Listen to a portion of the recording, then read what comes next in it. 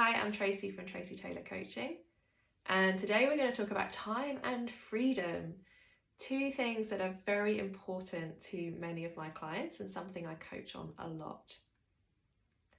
It's definitely prevalent in this post-pandemic world that we're in that this comes up in relation to commuting, office time, and what those expectations are, and the difference between how we were working for the past 2 years and then what we're being asked to do now, and how that affects our work-life balance, time with our families, etc.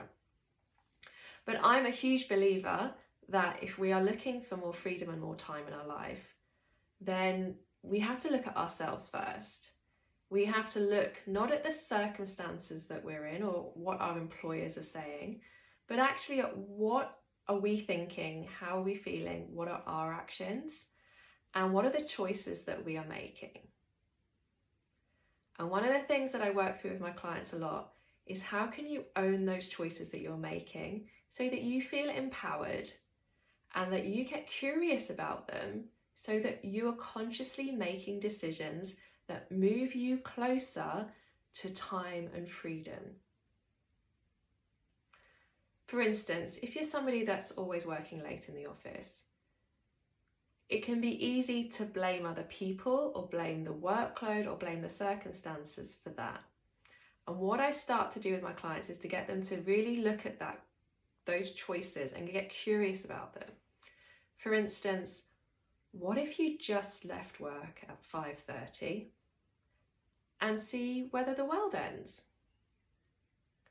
What if you didn't do the work to 110% and see if anyone notices? What if you cancelled a meeting earlier in the day to make sure that you could get your work done and leave on time? What if you delegated it to somebody else, even if they weren't going to do as good a job as you could? Or what if you decided, actually, you're going to stay late and you're going to do that work?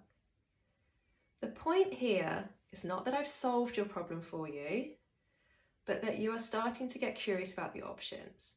The more deliberately you look at your choices, the more you're going to find other options, and the more you are going to have ownership over what you're doing in your life. That ownership over your choices also brings you psychological freedom. You realize why you're making those choices, but it can also help you to work towards making different choices that will deliberately lead you towards time and freedom.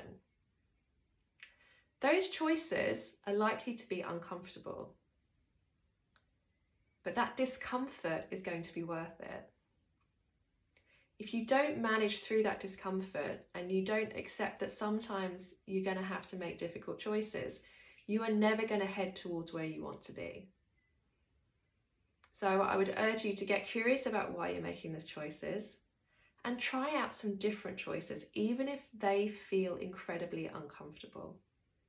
If you can work through that discomfort and find some other options that might work for you in those situations, I guarantee you're going to be opening up yourself to more time and more freedom, which is what you were looking for in your life.